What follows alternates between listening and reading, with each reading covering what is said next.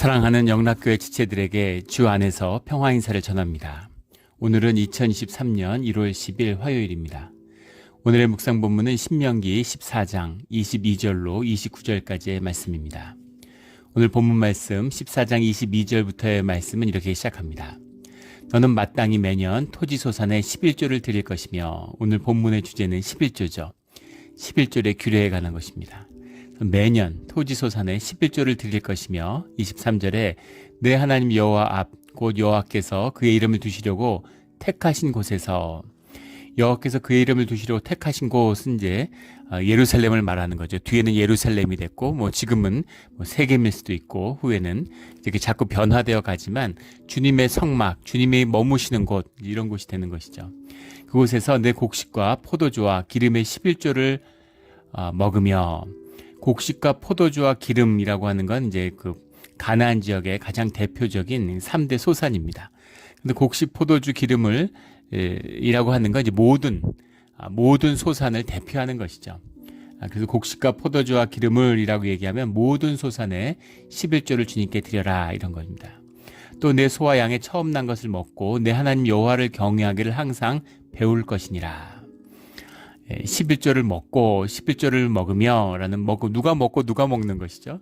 근데 이것이 우리가 먹는 너희 곡식, 그걸 너희가 먹고 너희의 소와 양의 처음 난 것을 너희가 먹는 것이죠.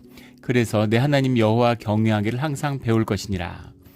주님의 이름으로 함께 먹는 법을 배우는 것입니다. 오늘 우리 애찬과 같은 것이죠. 함께 먹는 것, 주님 안에서 주님의 이름으로 함께 먹는 것을 배우는 것, 이것이 11조의 정신이다라는 겁니다. 그 11조의 그 정신이라고 하는 것 속에서는 이제 여러 가지 의미가 있는데, 27절에 보면 내 성읍에 거주하는 레위인은 너희 중에 분깃이나 기업이 없는 자니 또한 저버리지 말지니라. 레위인들 또 객들까지 전부 모아서 함께 즐거워 먹어라. 권속들, 너 안에 있는 종들까지도 함께 먹어라. 이런 말씀이 신명기 12장에서도 나눴죠. 그런데 이 11조에 대한 규례, 특별히 24장 말씀이 관심이 되고 논란의 중심에 있는 것은 여러 가지 의미가 있어요. 하나는 무엇이냐면, 이것이 신명기 12장 11절 12절에 나오는, 거기도 11조가 나오죠. 그 11조와 같은 것이냐 다른 것이냐라는 겁니다.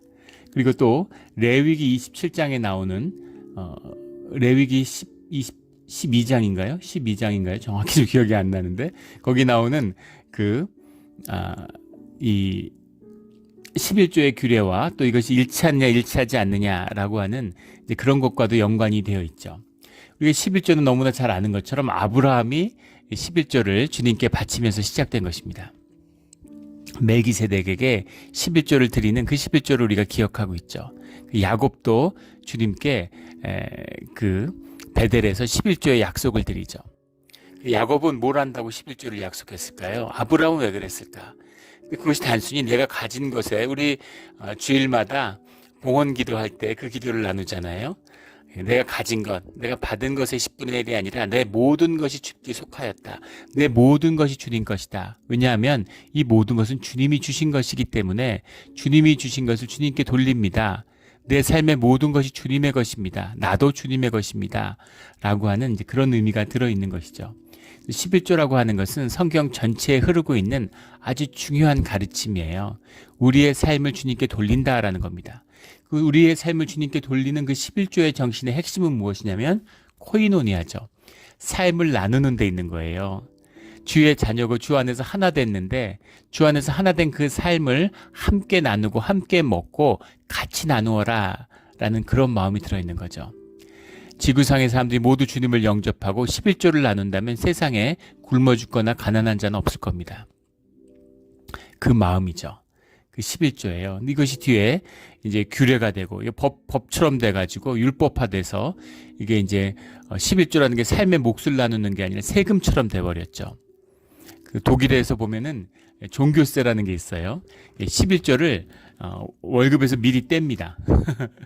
그래서 세금 내는 사람은 자기가 낼 교회를 지정하면 돼요. 그러면은 나라가 국세청에서 그 소득에서 원천 징수를 해서 교회로 보내줘요.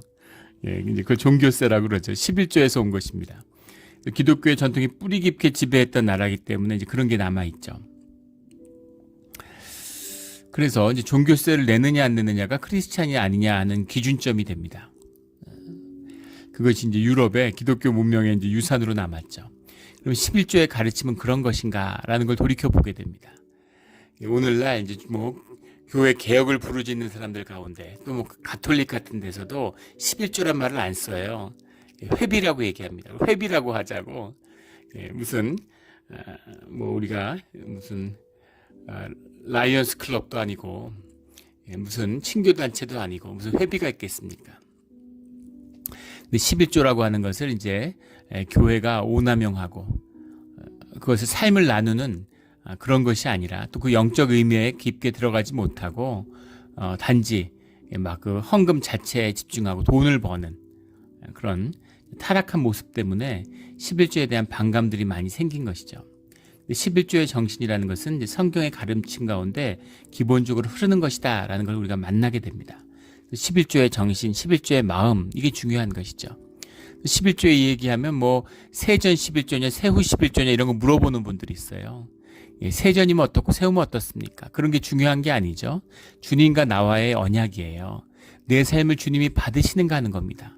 진실하고 참된 11조라면 주님이 받으시겠죠. 그런 게 아니라 내가 대충 맞춰서 내는 거라면 그게 주님하고 무슨 상관이 있겠습니까? 그런 의미입니다. 그런 정신을 충분히 이해한다면 오늘의 본문의 말씀은 아무것도 문제될 게 없죠. 오늘의 말씀을 문제되는 이슈가 되는 것은 무엇이냐면 11조의 종류에 관한 것입니다. 11조의 종류가 2개 있다, 뭐 3개 있다, 이런 이야기들이 나오는 거예요. 하나는 제사장을 위한, 제사를 위한 11조를 드리는 규례의 말씀이 나오죠. 레위기에 나옵니다. 근데 그런 말씀이 있는데 오늘 말씀을 보면 이것은 주님께 드리고 그것을 사람들이 나누고 먹는 것이에요. 26절에 내 마음에 원하는 모든 것을 두 돈으로 사되 소나 양이나 포도주나 독주 중 내 마음에 원하는 모든 것을 구하고 거기 내 하나님 여호와 앞에서 너희 내 권속과 함께 먹고 즐거워할 것이며. 그래서 제사를 위해서 성전에 드려지는 11조가 있고 사람들이 함께 나누어 먹는 11조가 있다, 이렇게 보는 겁니다. 이걸 그래서 11조를 사실 2번 낸다고 보는 것이죠. 이 이야기를 그대로 받은 것이 사실 이슬람이에요. 이슬람은 11조가 아니라 5일조를 내죠. 10%가 아니라 20%를 내요. 이 말씀을 2개로 받기 때문이죠. 그래서 11조의 참된 정신은 사실은 11조라고 얘기하지만 20%를 내는 거다, 이렇게 얘기하는 거예요. 그런데 오늘 본문 말씀의 28절에 매 3년 끝에 그의 소산의 10분의 1을 다 내어 내 성읍에 저축하여 내 중에 분깃이나 기업이 없는 레위인과 내 성중에 거류하는 객과 고아와 과부들이 와서 먹게 배부르게 하라, 이런 말씀이 나오죠. 28절 29절의 말씀인데 매 3년 끝에 라는 이 말씀입니다. 3년에 한 번씩 레위인과 또 고아와 과부들을 위해서 11조를 거둬라, 이런 말씀이죠. 그러니까 3년에 한 번씩 거두니까 3.3%잖아요. 그러니까 11조 2종류에다가 이 3.3%를 걷어서 23.3%를 내는 것이다. 11조는 이렇게 얘기하는 겁니다. 그렇게 주장하는데 이건 좀 억측 같아요. 이런 주장을 하는 분들이 의외로 많습니다. 그런데 하나의 11조인 것이죠. 11조의 정신이라는 건 삶을 나누라는 거예요. 제가 예전에 알던 한 권사님은 15조를 내십니다. 11조의 이름이지만 실제는 수입의 절반을 헌금으로 내시는 분을 본 적이 있어요. 그리고 제가 만났던 장로님 중에는 19조를 하는 분이 있습니다. 물론 사업가니까 그분이 이제 19조를 내고 11조로 살아요. 근데 그분의 11조는 다른 사람들의 수입의 뭐 100배 이상 뭐 되는 그런 수입이 있죠. 100배, 1000배 되는 수입이기 때문에 뭐 얼마든지 살아가실 수 있는 거죠. 그런데 10의 9조를 내시는, 필요에 따라서 당신이 삶에 필요한 걸 보고 전부 다 주님께 돌린다, 이런 마음으로 사셨는데 주님께서 정말 풍성한 은혜를, 넘치는 은혜를 부어주셨다, 이런 고백을 들은 기억이 납니다. 그래서 뭐 23%니 20%니 무슨 10%니 이런 것은 모든 종목에서 내는 것인데, 그런데 그런 내는 종목의 제한, 사실 모든 것이 주님에게서 받았다는 것을 언약하는, 모든 것을 주님께 돌린다는 마음으로 드리는 것이죠. 그런데 곡식과 포도주와 기름과 소와 양으로 대표하는 것입니다. 거기서 한 발 더 나아가서 24절에 가면 그러나 내 하나님 여호와께서 자기의 이름을 두시려고 택하신 곳이 내게서 너무 멀고 행로가 어려워서 내 하나님 여호와께서 그 풍부히 주신 것을 가지고 갈 수 없거든. 주님께 드리고 싶은 마음은 있는데 그것을 뭐 양을 몰고 가고 소를 몰고 가고 뭐 곡식을 싣고 가고 멀리서 너무 힘들면 그럼 돈으로 바꿔와 가지고 그 돈으로 싸가지고 내 하나님 여호와께 택하신 곳으로 가서 거기서 네가 살아, 이렇게 말씀하고 있는 거죠. 그러니까 그런 편의를, 마음을, 너희 마음이 중요한 것이지 뭐 너희 고향에서 가지고 왔던 실제 수확한 것의 10분의 1이든 아니면 와서 남이 수확한 것의 10분의 1을 돈으로 샀던 그런 게 중요한 것이 아니다라는 마음에 들어있는 거죠. 이것조차도 예수님이, 우리 마태복음 이런 데 보면 예수님이 계셨을 때 그때 성전의 모습이 나오잖아요. 그거에 돈벌이가 된 거죠. 금융업이 발달한 건 예루살렘 성전 때문이라고 유대인들이 초기부터 뭔가 가져와서 그걸 이제 돈으로 바꾸고 선물 거래가 이미 시작된 거죠. 수수료도 떼고 이런 이야기들을 하는 거죠. 그런 거를 하면서 완전히 돈벌이가 됐어요. 돈을 버는 그게 업이 돼버린 것이죠. 11조의 정신하고 아무 상관이 없는 것입니다. 11조라고 하는 것은 주님과 하나 되고 이웃이 하나 되는, 주님 안에서 우리 모두가 하나 되었다라고 하는 그것이죠. 삶을 나누는 것입니다. 삶이 나누어지고, 삶이 나누어지는, 마음을 나눠. 근데 돈과 물질은 못 나눠. 거짓이죠. 마음이 나눠지면 물질도 나눠지게 되어 있습니다. 또 물질이 나눠지는 곳에 마음이 나눠져요. 같이 차 마시는, 연인이 연애를 해도 함께 차 마시는 거, 매일 만나서 커피 마시는 거하고 매일 밥 먹는 거하고는 완전히 다릅니다. 그런 것처럼 이 무엇을 나누어지는가, 너의 삶의 중심, 너의 삶의 진실, 모든 것을 나눠야 된다라는 얘기죠. 그래서 레위나 고아나 객이나 뭐 제사장을 위한 11조가 있고 레위인을 위한 11조가 있다. 이거 담보 좀 억지스러워요. 그렇게 나누는 것이 아니라, 레위인을 나누는 이유가 뭡니까? 분깃이 없기 때문이잖아요. 옛날에 그 한국에 계셨을 때 장로님인데 사업을 크게 하세요. 근데 그 아들 중에 하나가 선교사로 나갔습니다. 그러니까 늘 마음이 가는 거죠. 뭐 고생하고 힘드니까, 물론 자랑스럽고 훌륭하다고 생각하지만 아버지니까 마음이 안쓰러운 거죠. 근데 그런 이야기를 하세요. 당신이 그 아들을 돕는데, 그리고 형제들 보고 도우라고 이렇게 얘기하는데, 근데 그 자식대로 내려가고 손자대로 내려가면 그렇게 도울 수 있을지, 그런 마음을 계속 가지고 있을지, 한 가족된 그런 것을 걱정이 되는 것이죠. 그 마음 아니겠습니까? 선교사가 아니더라도 자식이 여럿 있는데, 여기 고아와 과부의 얘기 같은 것이죠. 그 중에 어렵고 형편이 어려운 사람이 있으면 마음이 가고 신경이 쓰이는 거잖아요. 같이 나누고 같이 살아야 된다. 어려운 사람들 잊지 말아라. 그런 사람들 품어야 너희가 가족이다. 우리 지난 주일날 나눈 말씀처럼 너희의 첫 사랑을 회복하기 위해서 첫 행위를 회복해라 하는 것처럼, 삶이 나누어지고 너희가 먹고 마시는 것을 나누고 너희가 가진 것을 나눠야, 그래야 가족이고 공동체다 하는 그 말씀인 것이죠. 그 말씀이에요. 우리가 우리 11조를 교회에서 연보라고 그러잖아요. 서로 나누는 겁니다. 서로 돕는 것이에요. 이 정신, 이 마음, 이것이 중심인 것이죠. 이게 무슨 세금처럼 뭐 몇 프로니 하고 따지는 것, 이 자체가 율법화되었다는 의미죠. 그 정신, 본질의 정신을 회복해야 된다는 겁니다. 그 모든 본질의 하나됨의 비밀은 주님께 있는 것이죠. 그래서 29절에 가면, 그리하면 내 하나님 여호와께서 내 손으로 하는 범사에 내게 복을 주시리라 하는 이 말씀입니다. 주님이 함께 하시면, 생명의 근원이신 주님이 우리와 함께 하시면 범사에 모든 것을, 이거 형통의 길이죠. 모든 것에서 주님의 복을 누리게 되는 겁니다. 이것이 주님이 우리에게 11조를 허락하시는 비밀이에요. 11조는 주님을 위해서 드리는 게 아니라 우리를 위해서 나누는 것입니다. 그리고 그 11조의 정신에 주님이 우리와 함께하는 비밀이 들어있는 것이죠. 그래서 우리 성경 속에 보면 히스기야 왕 때 11조의 정신이 세금화되었고, 이것이 율법화되었음에도 불구하고 지켜지지 않았습니다. 히스기야 때 왕이 이제 그 성전을 개혁하고, 그 우상 같은 거, 이런 오염된 그런 종교들을 깨끗이 하고 주님의 마음이 회복됐을 때 11조가 회복되죠.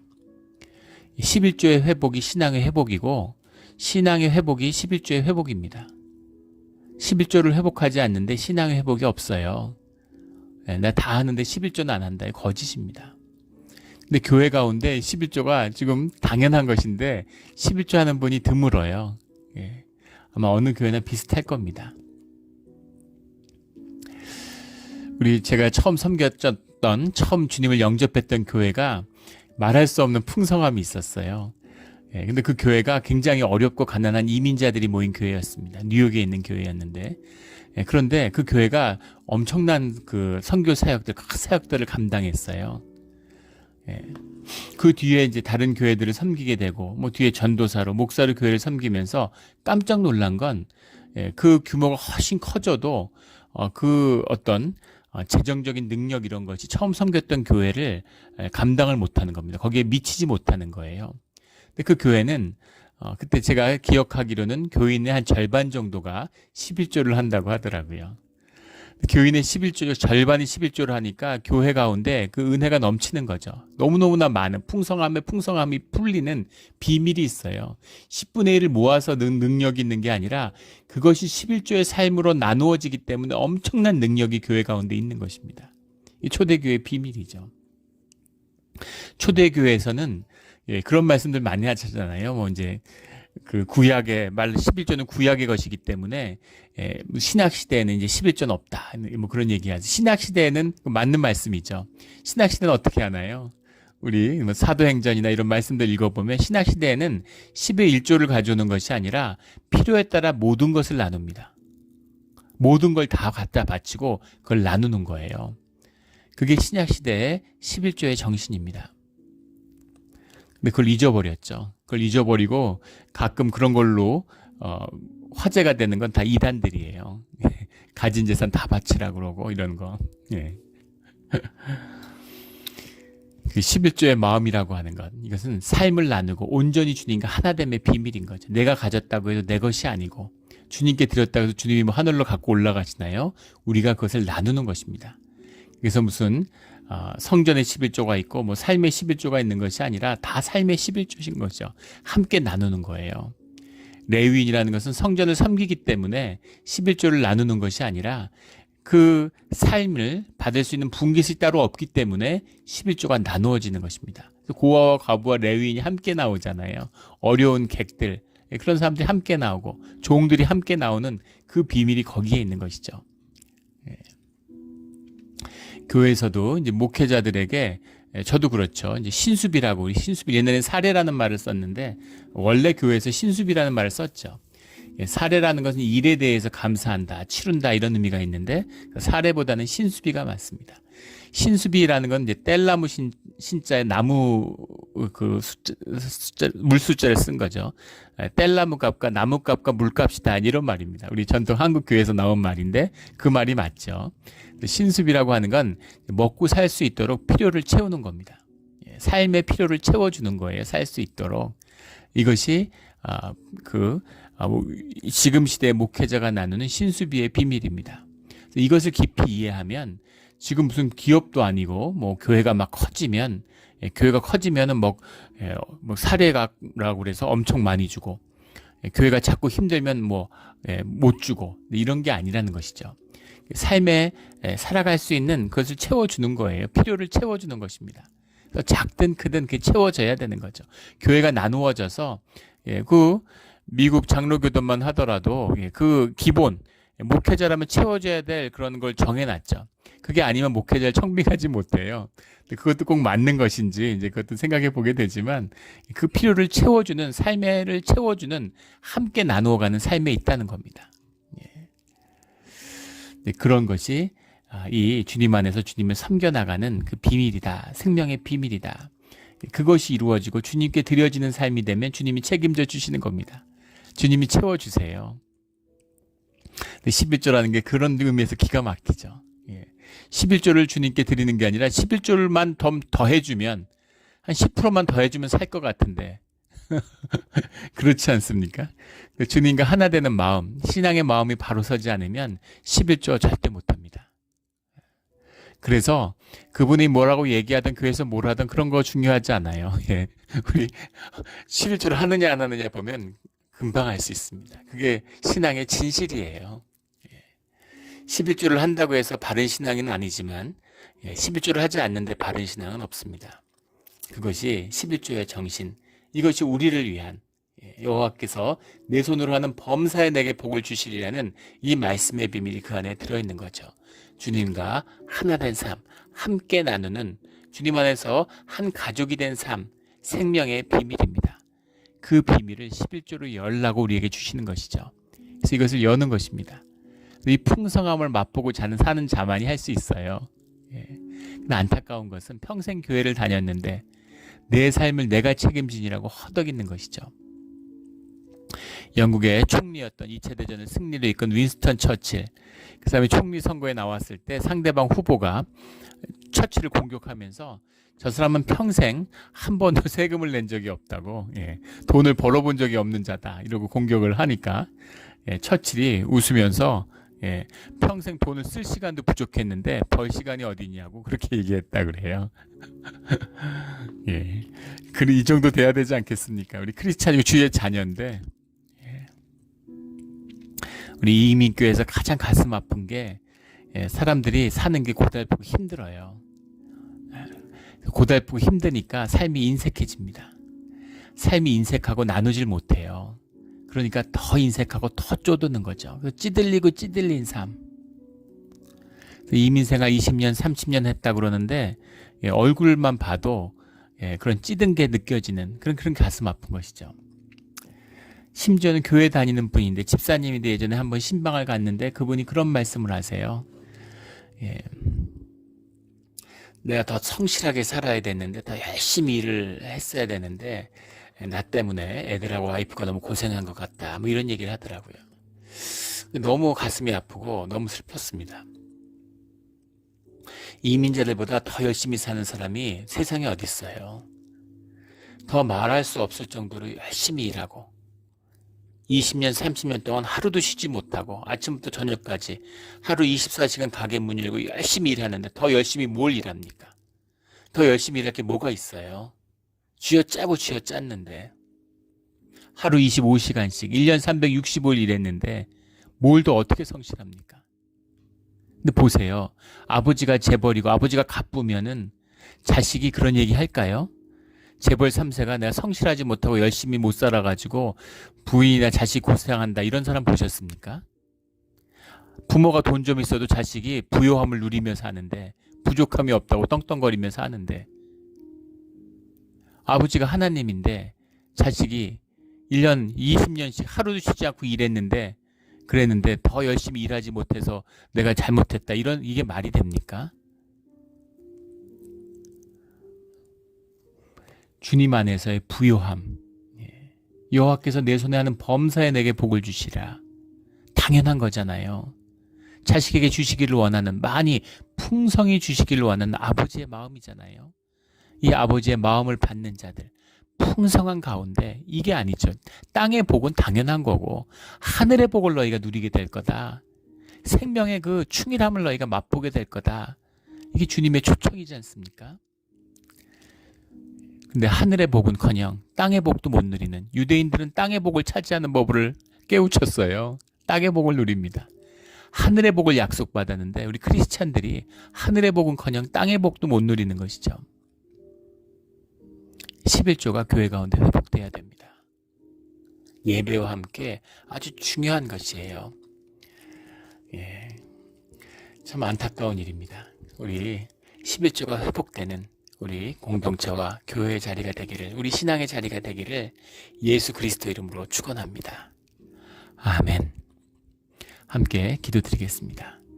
하나님 아버지 감사합니다. 우리 아브라함의 마음처럼, 야곱의 마음처럼 오늘 우리 마음이 주님께 돌이켜서 주님이 주신 이 축복의 문이 열려서 우리 11조를 통해 주님이 우리의 삶을 주관하여 주시고 주님이 부어주시는 범사에 하나님의 풍요함과 풍성함이 넘쳐나는 그런 자녀의 삶이 되게 하여 주시옵소서.